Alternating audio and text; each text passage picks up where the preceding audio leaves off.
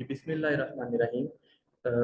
In this lecture, I'm going to debate on various concepts in the subjects of production and operation management. I believe if you listen to this video 3 or 4 times while keeping your notes in front of you, the thing will be quite easier for you. So I'm just going to give a bird's eye view of all the important concepts that we have studied till the date. Okay, this is the topic of related to the strategies in operation management. As uh, all the students of BBA, they are well aware with the strategies of management or marketing. The operation management strategy is a bit different because, as I told you in the prior classes, the subject of operation management is purely related to production and operations of your organizations. So rather than making theoretical strategies, here we have to directly deal with the data and the production output in order to make it strategically better for your organization. So I think without casting any further delay or introductory remarks, let's jump to the question and try to discuss that as per it's written in the book.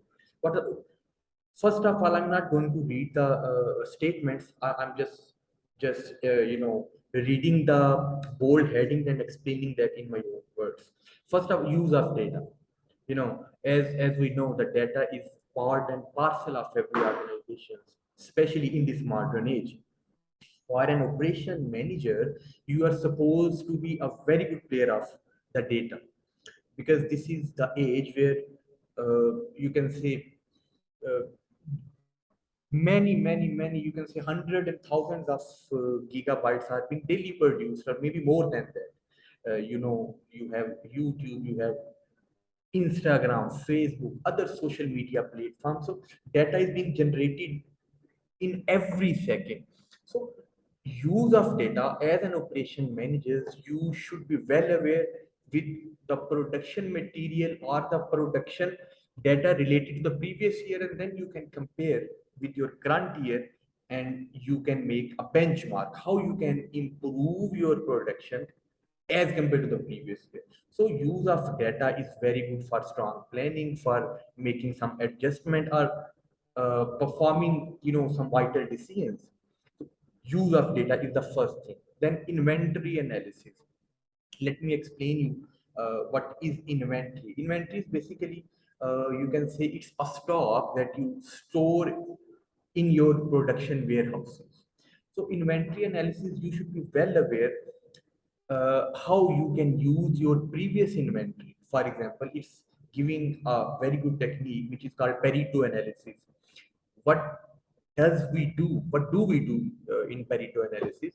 We actually divide our inventory into three categories, and we assign, the importance of every. For example, I divide my inventory. I'm a furniture manufacturer, let's suppose, and I have raw material, unfinished goods, you can say, in my inventory. So I divide them into three portions and assign the importance to each group. For example, in three groups, the raw material related to, let's suppose, first of all, I have to make chairs. So the portion comprising the inventory or the raw material related to chair, that should be given the first priority, as it's saying that you have to divide your inventory into three categories, A, B, and C. You are supposed to be the key player who should know which group of inventory is most important for me, and I should not keep it, or I should keep it for how many or how long. So this depends on the operations manager. Then data challenges. Data challenges mean, as I told you, use of data. This heading can be included in the previous one. Data challenges means like it's not easy to compare all the data all the time, because there are several softwares which are available for comparison. However, the improvements and innovations are, you can experience, and innovations are a daily factor now. Things are being improved daily basis. So it's very important for an operation manager to keep himself up to date regarding all the challenges or the innovations, all the the advancements in the technology and software. For example, one of the best software that is very common for business students as well as the students of management. At this level, it's SPSL and MOS. You can make comparison with the previous production data and what your production in next year, for example in 2023, would be. So you should have the ability to compare the data of your production, for instance 2019, 2020, 21, and 22, and on the basis of 4-year comparisons you can make necessary amendments or adjustments for your next year production. So data challenges means you should be able to compare, you should be able to draw the trends out of the data. Then process design, researching, forecasting, and developing a sound process, a very good process, it takes some expertise. However, if you are expert enough to make a good process, a good design, out of your inventory, things can be very good and results can be very less loss plunging. Then goal setting and forecasting for production strategies, you should have a particular goal in mind. For instance, you can say the short goal for this month can be production of 1000 chairs. In the previous months the goal was producing 850 chairs. There should be some modifications in the positive trend should be there. So you should be able to forecast and assign goals to your employees as well as your labor to the who are actually working in the production department, and these are your responsibilities as a production manager. Then collaboration should be there. As we know, in this time, a company or the other departments of company, they are actually interrelated with each other. For example, marketing, finance, HR department, they are strongly linked with your production. For instance, all the activities regarding, for example, marketing activities, they are ancillary to the production. Okay, then on the very being green, yes, this is showing a social responsibility. For a production manager, you have to be concerned about the environment and then managing people. You know, the next question is what do you understand by strategic management and why it's important? Strategic management gives whole direction by producing plans and policies designed to accomplish objectives and designing the resources to implement the idea. Basically, strategic management is you have to make plans and policies in order to combine the resources and implement the idea and get the best people. Then PUM, production and operation management. PUM or production and operation management is a division within business leadership changes a company's inputs involving raw material and product design into products or complete consumer products. It's saying you have to change company's inputs, the raw material, and then convert them into the final design. So this is basically all about PUM. Then it can be asked that what is your management method, like I'm saying. So there are various management styles that have been discussed. So you can be asked about any management style that you actually use as a production manager. What is the management style you can use? So this can be an open-ended question. You have to convince the reader about the management style that you have been practicing. Okay, then question is management method. You have to devise any one method. What is the important in entrepreneurship? You can read it. Then what are the 5 steps of strategic management process? This is quite important. Analysis, goal setting, strategy formation, strategy implementation, and monitoring. Tell us the elements of strategic management process. I'm going to cover these 2 questions together. These are basically the same. They are not different, but one is more comprehensive, but with more detail. For example, you go for an industry analysis, then you analyze. Either you go for making analysis regarding other furniture industries or furniture factories, or you can use the production data of your own, a furniture company by your own.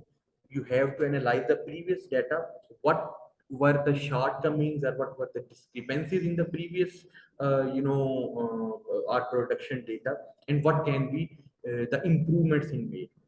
You have to analyze in your mind. Okay, after the analysis, you make a goal setting in your mind.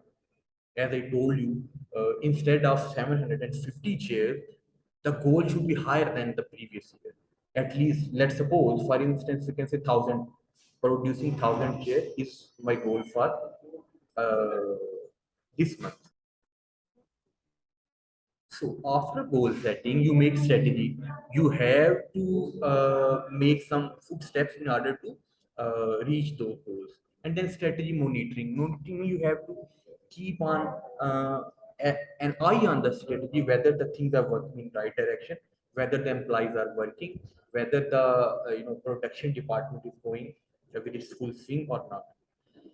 Okay, these are also strategy management process. As I told you, then what is plant location and describe the fact. Plant location is basically where your production plant actually exists. You know, what do you know about managing budgets? Managing budget means how much you have already spent on your production and how much monetary resources are there to complete your remaining goal. Location factor means where your company is located. It can be the government there, the facilities, the logistics mean the roads are well enough. Can you move, or the in and outtake of the material and the finished goods. So about the logistics, there can be some political risks, the availability of labor, etc. All those factors contribute, should be kept in mind while selecting a location for you, factory or company or organizations or whatever we can call it. Okay, operations management main purpose, what are the 5 P's of strategies? Yeah, for operation management, these are you have to make plan, position, pattern, perspective, and funds. These 5 elements allow an organization to achieve more efficient strategy. You know, location analysis methods. Then what are the activities of operation management? As an operation manager, what things you are supposed to perform: job design, scheduling, capacity management, facilities, materials, and quality management. In all those aspects, you are supposed to be well aware with as an operations manager. Job design, scheduling of all your production material, then capacity management. It is strongly related to your inventory also. Like capacity, what is the capacity you can, the volume of material you can store in your warehouse? For example, 100 tons of material, 50 tons, 1 ton, whatsoever. That basically shows the capacity. Then facilities management, as I told you, the labor is available or not, the power is available or not, the government is supportive or against it, or the stakeholders are the people living around your areas, whether they are facilitative or not, whether the logistics is easily available in that area or not. So then materials management and quality management. These are actually ongoing processes.